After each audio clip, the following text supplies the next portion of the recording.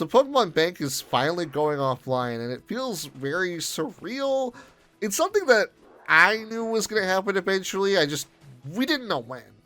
And I figured, and I was right about this, and I kind of wish I posted about this a little bit more, but as soon as they announced Fire Red and Leaf Green were coming to Switch, that's when I knew Pokemon Bank did not have a lot of time left, because my theory at the time was basically, oh, they're going to put the GBA games on Switch and Switch 2 so that when they do have Pokemon Bank offline, you can still be able to transfer from Gen 3 to the newer games. It's just you'll have to do it through, playing them on Switch 2 or Switch 1. I don't know if I'm fully right on the money, but it feels like I was to some degree. So, now that that's a thing, it's going to be kind of weird going forward that it's not going to be a thing, because now if you wanted to play a GBA Pokemon game and you wanted to transfer those Pokemon all the way up to Switch or Switch 2, you just can't do that anymore. Well,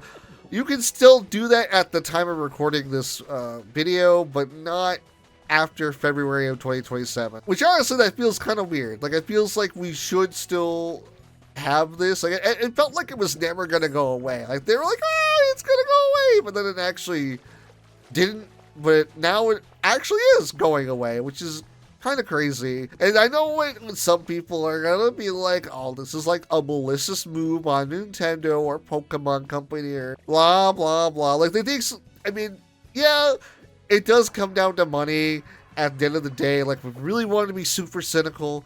Yes, they don't want to put money into this, which is why the servers are going down. And unlike a lot of other types of things where the servers do go down for other games, you can't really like host a Pokemon Bank like fan server due to how it is. I mean, you could, but at that point you might as well just use like a Pokemon like save editor, and that would act essentially like your Pokemon Bank. Because I know there's a PKMS, which essentially has something like Bank in it, in the sense of storage, not for transferring upwards, at least not my knowledge. I don't know. You might be able to do that, but if you do, or if you're able to, I'm not an expert on that kind of stuff where, transferring Pokemon by a homebrew, because I've never had to do it before. So I wouldn't be surprised if there is like a fan thing you could do, but at that rate, it wouldn't be official anyways because the servers are down, so take that as you will. Because I don't know how Pokemon Bank or how Pokemon Home going forward is going to be like. Is it going to see Pokemon like that and be like, hey, this is like a hacked Pokemon now, even though it technically isn't, but it kind of is because you're transferring it, by a homebrew and not by official means? I don't know yet. That'll be a Pokemon Home problem going forward, after February. But right now, if you have the ability to transfer, I say do it. I made a whole video essay about Pokemon transfer stuff like 2 years ago. I cannot believe that video is almost 2 years old. That is insane to me. But I feel like I talked about a lot of my thoughts on Pokemon transfer in that video.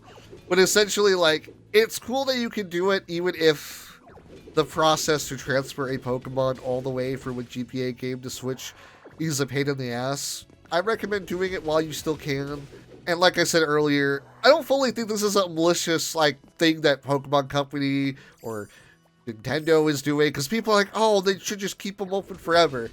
Alright, so let's be realistic about this for a second here. And I'm not trying to defend Nintendo or Pokemon Company. I just kind of I want you to see how they're most likely seeing this, because at least this is how I think they're seeing this. I mean, maybe it really is just, it doesn't make us money anymore, we don't want it. Which, I don't fully doubt that to a degree, but at the same time, it's complicated.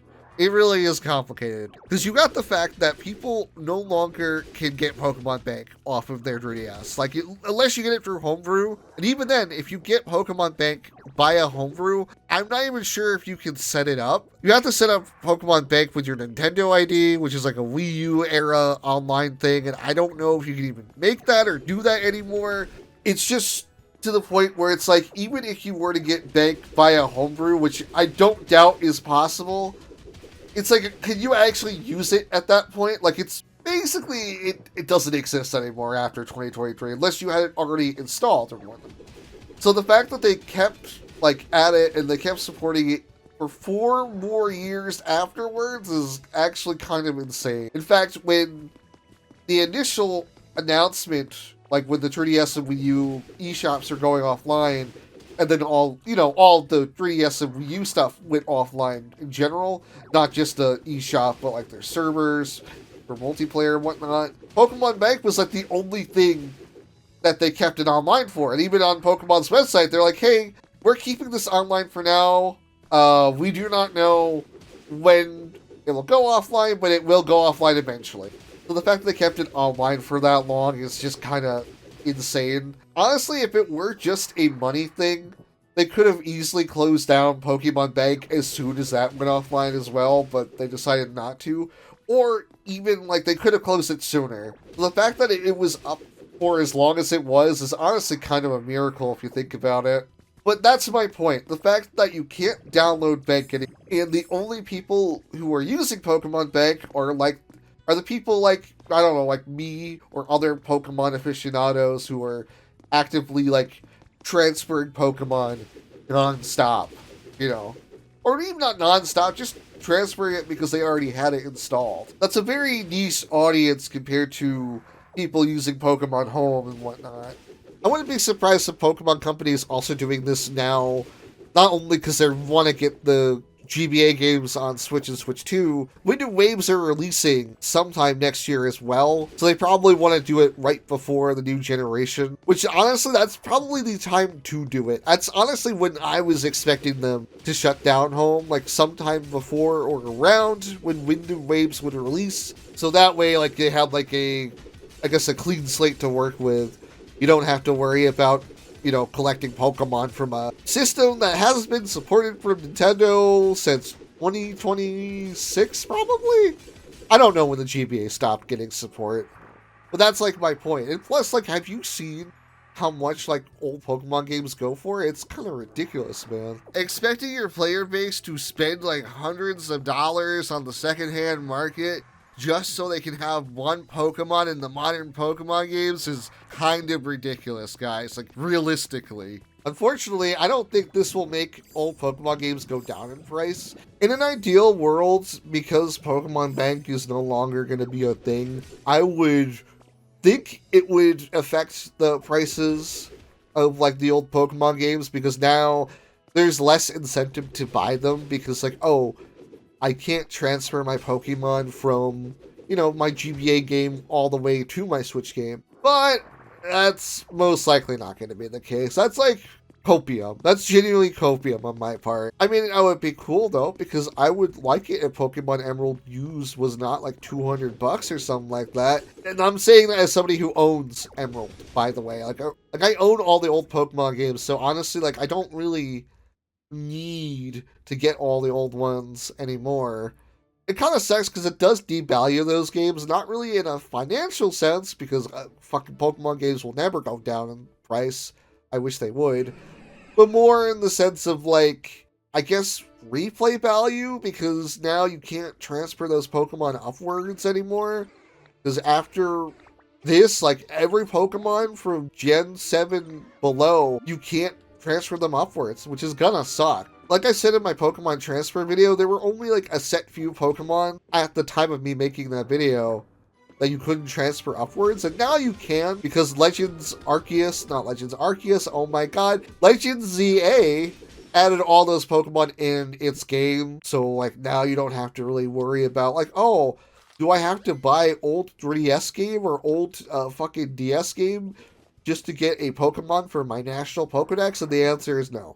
Thankfully, no. While it does kind of suck that you can no longer get Pokemon from a 3DS or a DS game or even a GBA game transferred up, at least when you complete the Pokedex nowadays, for the most part, it's just the regional dex and that's it, which is honestly kind of nice. As somebody who has started to complete the Pokedex ever since Sun and Moon, it is so nice that I can just complete it by just getting regional Pokemon and not having to worry about transferring stuff upward and blah, blah, blah. Now, if you don't care about that stuff, I can see that, being a non-existent issue in the sense of, like, it doesn't affect me, so why should I care?